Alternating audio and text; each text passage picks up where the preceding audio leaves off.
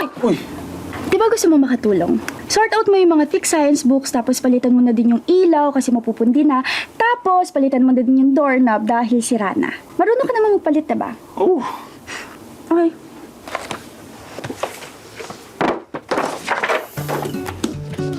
Ano? Naayos mo na? Oo, kahit. Meron ka naman palang life skills eh. Tinuro ng dad mo? Ay, hindi. Napanood ko lang sa online tutorial video. Ito.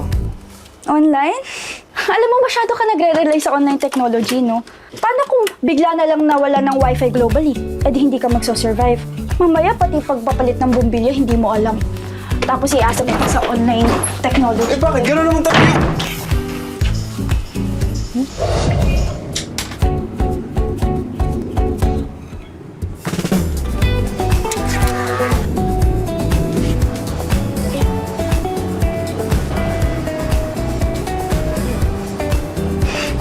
Hoy!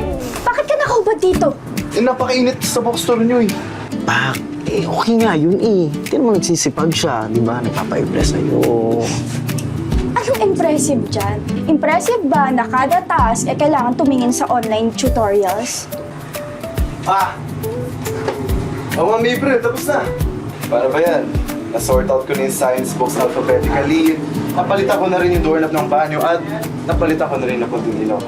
Ano pa ba, Ma'am Maple? Trouble done. Mag-t-shirt ka na, baka mamaya makita ka ng mga customers dyan.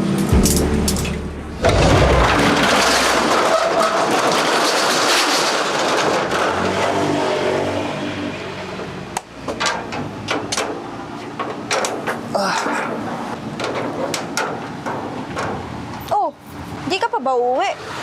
Kain muna tayo. May binili akong balot. Marunong ka bang kumain yan? Oo naman. Tara, kain tayo. Kuha ka. Oh, may isa pa yan. Hati tayo. Oh, tignan mo nga naman, no? Grabe, no? Hindi ko akalain na yung wen-wen na kilala ko dati na uhugin, iyakin, tapos kalaro ko lang dati, laging tambay dito noon. Sobrang sikat na ngayon, grabe. Eh, tingnan mo nga, oh, sa sobrang sikat mo, model ka pala ng isang facial wash. Tapos, kakatapos lang din ng fantaserye mo. Sunod-sunod pa yung box office movies mo. Ang tawag nga nila sa'yo, rom-com queens. Tapos ikaw, anong tingin mo sa akin? Bully. Okay. Alam ko na kung bakit ganyan yung trato mo sa akin. Napanood mo yung vlog interview about childhood crushes, no? Oo. Ang sabi mo doon, yung childhood crush mo ay yung may-ari ng bookstore na cute at lagi kang binubuli.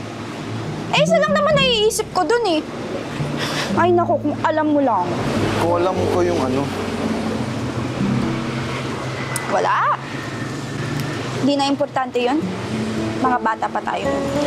Oh, sige. Para hindi ka na magtampo, ihatid na kita sa inyo. Mag-ahay na rin ako sa mama mo. I'm sure naman maalala niya pa ako, di ba? Wala na siya. 8 years na. Sorry to hear that. It's okay. Sino nakasama sa bahay mo? I lived alone.